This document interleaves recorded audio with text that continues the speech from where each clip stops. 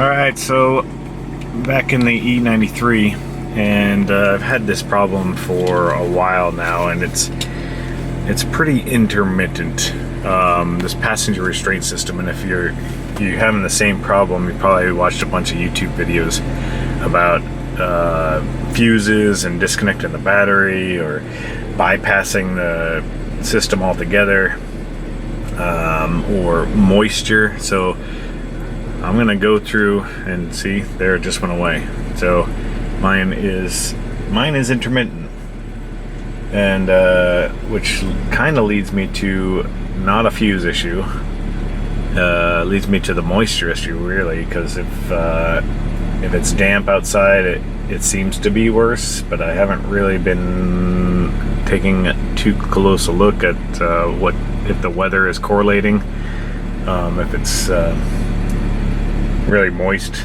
outside or moist in the air, moisture in the air. So I'm gonna diagnose it and try to fix it, probably remove the seat and see if there's a bunch of moisture underneath the seat, if I can feel any dampness under there. We'll try to figure it out together. Since I own a scanner, and I highly recommend you get one if you don't have one, if you have a BMW, that is, because there's always electrical problems going on, and there's so many computers inside the car that it definitely helps to have a scanner.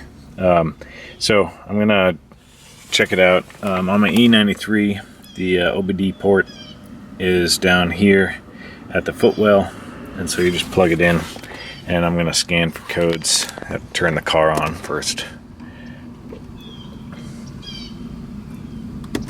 Okay, after scrolling through all of the different computers in the system, on mine, my E93 Cabrio, US model, left-hand drive, number 49 here in the body module is airbag crash safety module. So I'll click on that and then read codes. And I don't know if you can see that because of the reflection, but the code that comes up is 93C3, seat occupancy detector passenger. So that is the code I'm getting. So something in the pressure switch inside here that detects whether there's an occupant sitting in the seat is faulty, and so we'll see. I'll see if there's any other codes. Okay, so now I'm going through the live data. There was no other codes present, so I'm in the live data section, and I don't know if this is going to come out.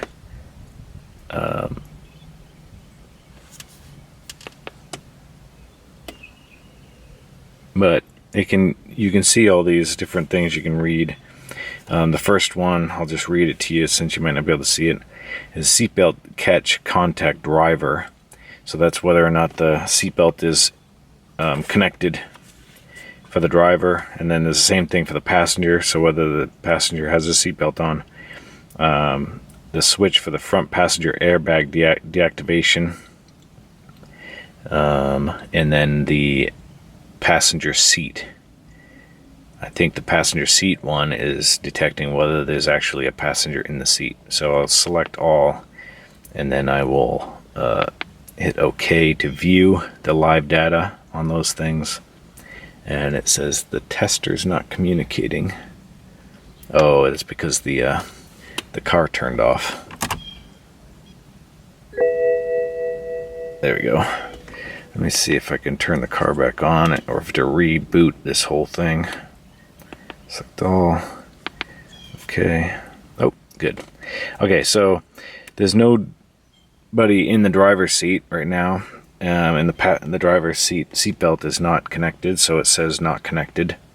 The seatbelt catch for the passenger, I'm sitting in this passenger seat right now, and I have the seatbelt on and connected, so that's why it says seatbelt catch contact passenger is connected. So I can disconnect it, and that'll change to not connected, and then I can connect it again, and it goes back to connected. The front switch for the front passenger airbag deactivation is on, So I think that means that the front passenger airbag is not deactivated.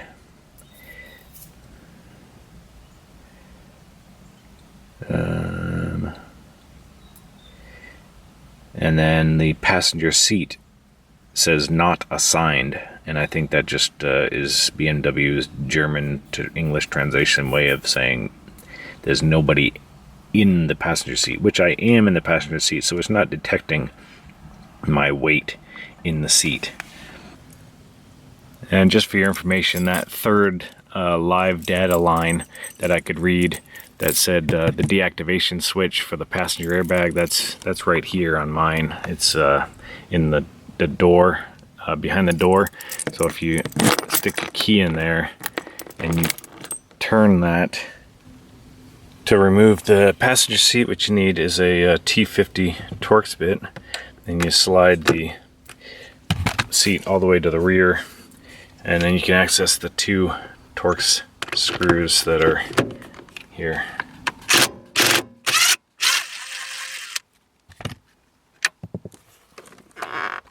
And over here.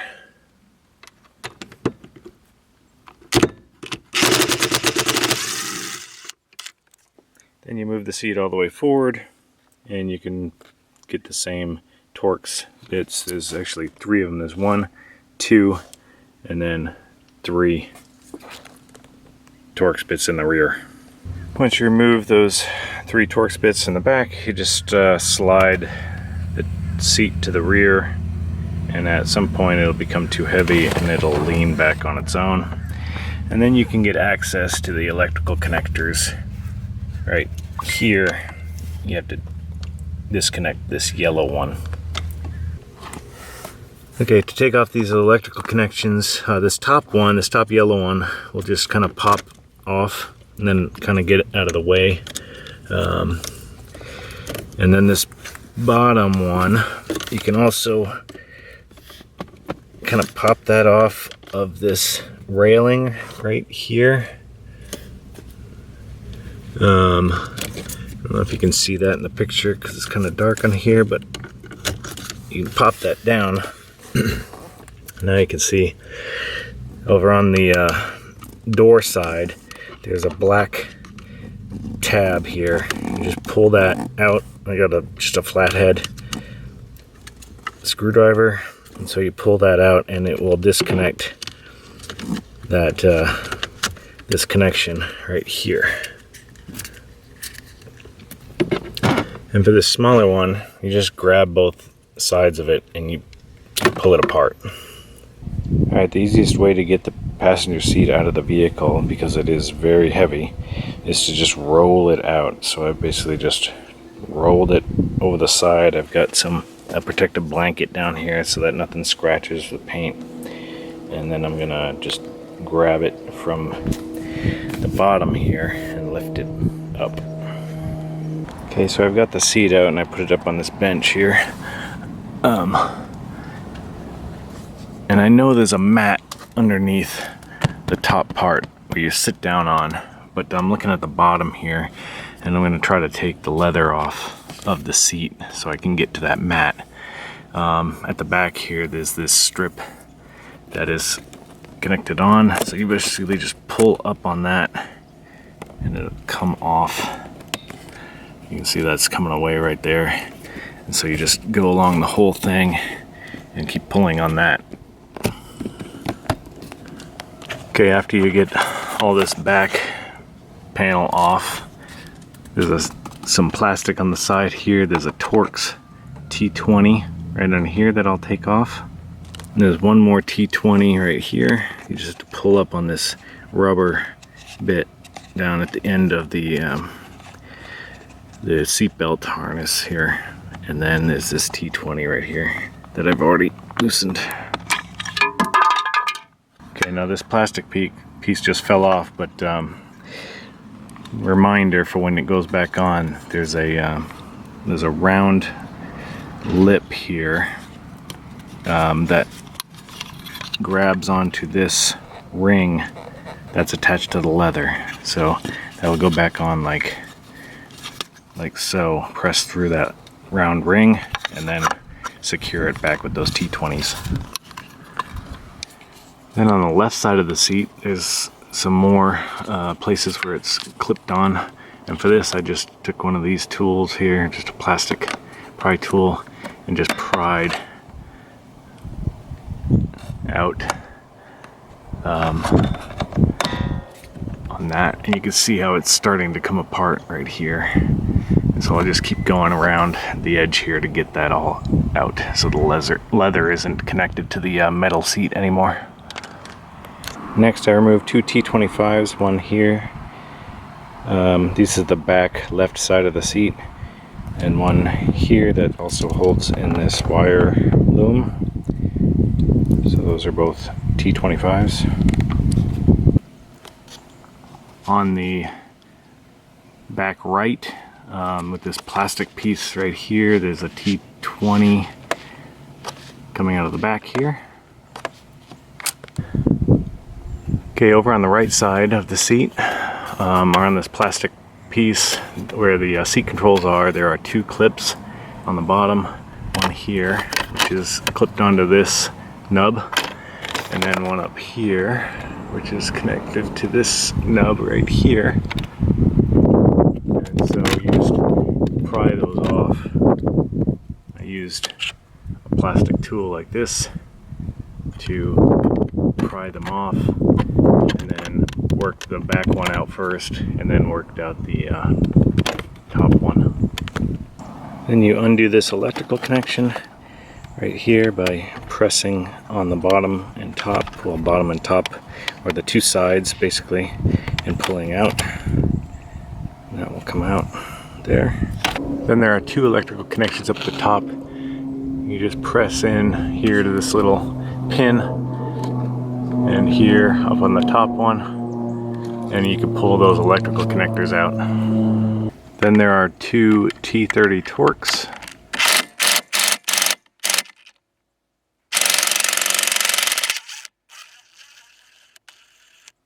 One here and one up here, holding this plastic piece in place.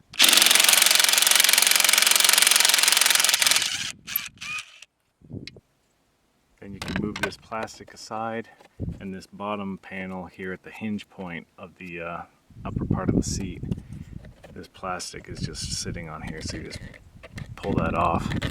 And if you've already removed that T20 at the back, you should be able to pull this off.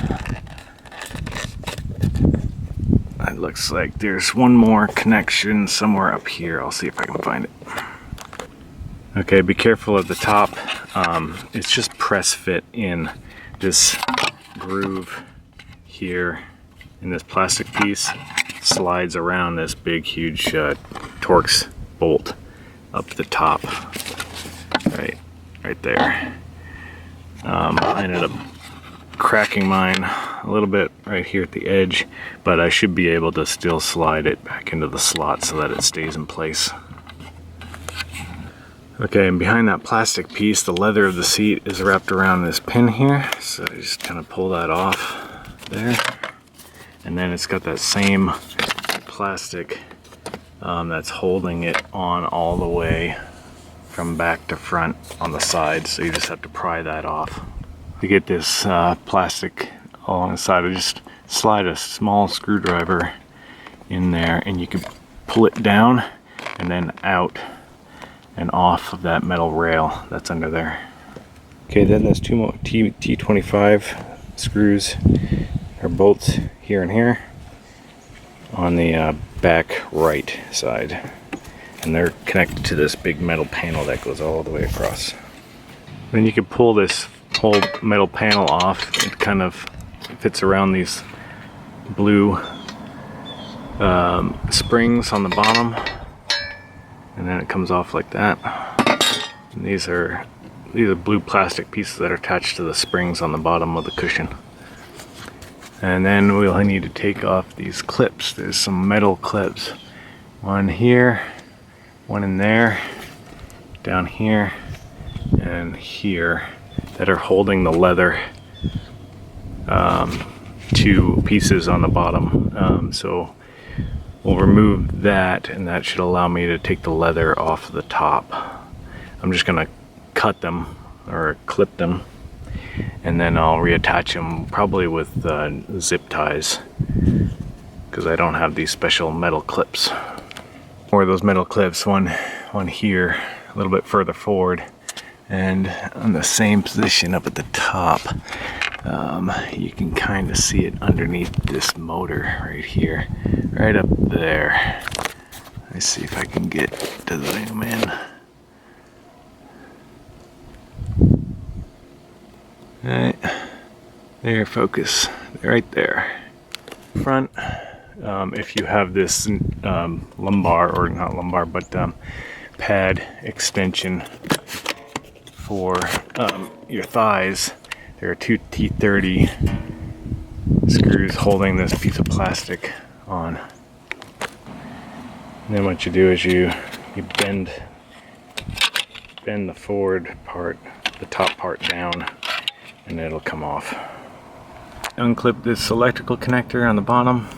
It's held, the wire's held in behind these clips, one here, and one right down here. You just pull that out, and then again you press in with a little tiny screwdriver on that pin right there, right here, and you can pull this out. So that's how you get the cushion off the bottom. I haven't released all of the different clips because I'm pretty sure I'm not going to replace this part anyway. So here you can see how loose I've gotten it, and I could pull this through right here and take the cushion out this way. I don't know if I need to remove the front half of it, but I don't think I do. I think I could fold it out like this and get access to all the parts. So that's how you do that. Since mine's an intermittent problem, and based on what I've heard online about the moisture problem, what I'm going to do is I can get access to the area in here where the pad is. I can actually see the part number on it. You can see right there. And so what I'm going to do is I'm just going to stick some of these silicate gel packs in there. One on the left side, one on the right side. And I'm going to button this back up with those in there. And I'm also going to put one of those silicate packs, a rechargeable one, you can buy them off of Amazon, underneath the seat, and just leave it underneath the seat. And then I'll replace it every once in a while and see if that works. If it does, then it's a really cheap fix for this problem. And if it doesn't, well, I'll have to think of something else. Okay, again, to put this all back together, what I've done is I've basically just pushed the pad back into place so that it's back where it belongs.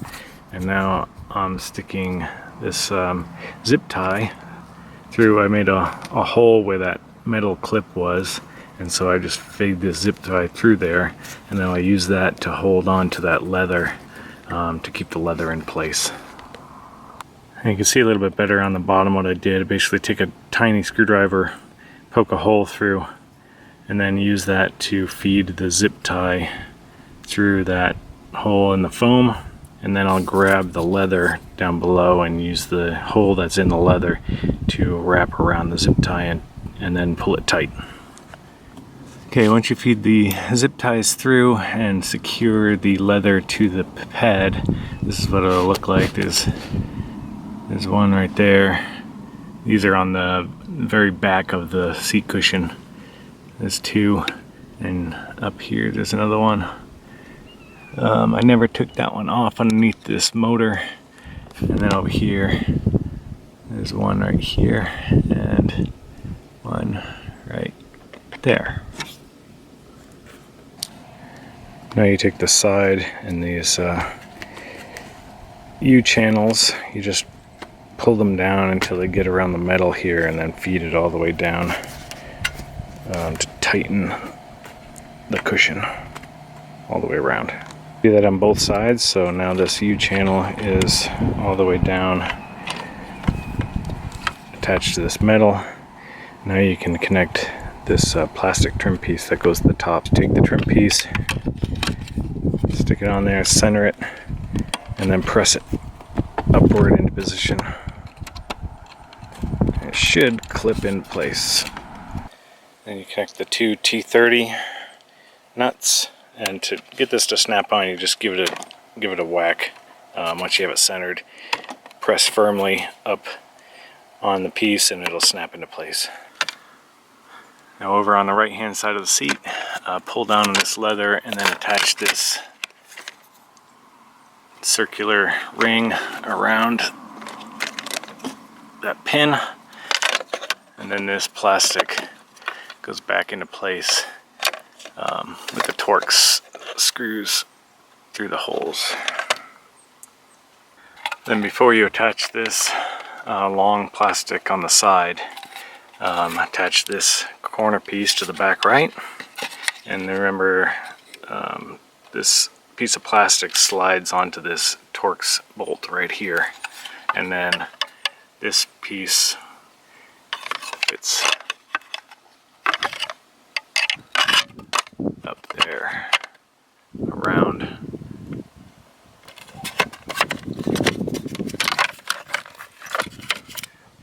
here like that. I'll need two hands, so I'll be back in a second.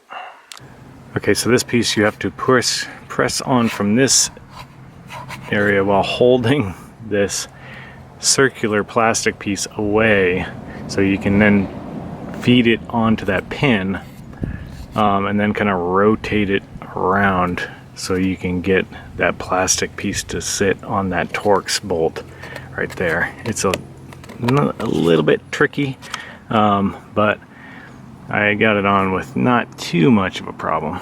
And then down here, remember there's this leather piece down here, and it has, I don't know if you can see that, but the end of it has a loop, a plastic loop, and that plastic loop has to go up in here around that plastic pin right there. Then you put this side piece on with some T30 Torx, 1 and 2. And again, these are T25s here. There's 2 on each end of this metal plate, 2 up here. Okay, and then this plastic piece goes back on the right rear corner. Remember this panel here, underneath here, you have to slide that plastic piece onto that big Torx bolt, and then get this piece of plastic here with the hole in it around this plastic pin here on this trim piece, and then slide the top up until it makes connection around this hole right here. Should look like that. Now there's 2 T30 bits holding this piece of plastic in, one here and one up in here. On the bottom, reconnect the electrical connection if you disconnected it. That goes here, and then route the wire through all these clips. And then this bottom piece right here, you can take the leather and stretch it around this metal piece here and connect it back into place. Then you can put the panel back on that has all the controls for the seat, and you can reconnect the 3 electrical connectors. There's one at the front, one here, and one here, just by pressing them into place. And then this goes back on by feeding the top in first, and then the back you need to kind of pull these clips out a little bit to get them around these pins, one here and one right there. Next you flip the seat over, and now I'm working on the rear left side.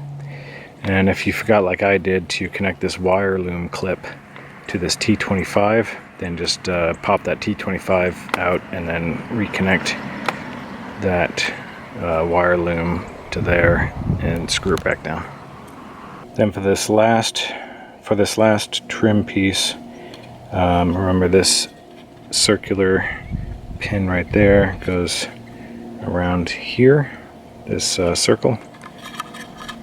So you put that together like that, and then you basically just fold it up, and then this hole right here is for the Torx bit that's underneath the attachment point for the seat belt.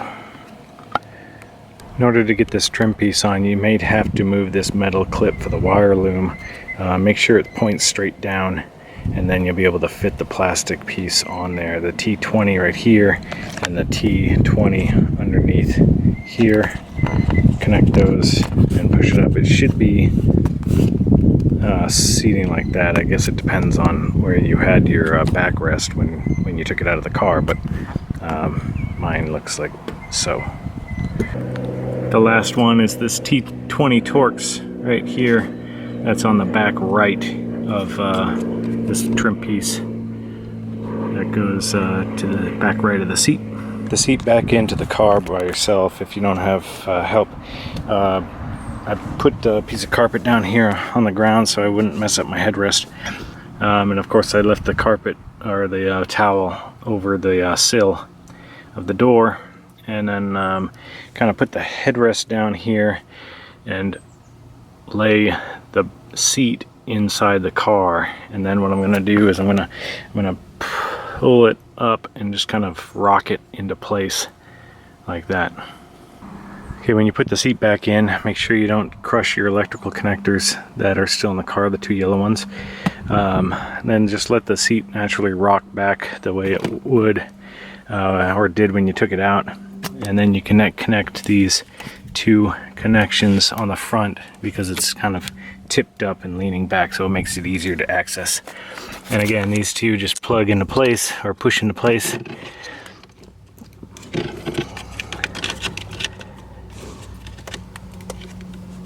This big yellow one, you press in to its spot. Actually, I have to remove this top one because there's a zip tie right here that's preventing this from going in. So I'll take this top yellow female connector, take that out, and then press this bottom big one into place. And as I do that, this black pin moves over and kind of connects. Oops, I took it off of its mount.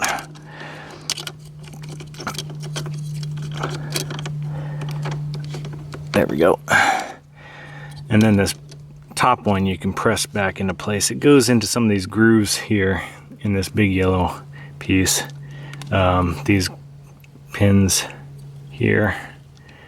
And so you just line it up and you get it to go back in there. And then this pin connects straight in like that.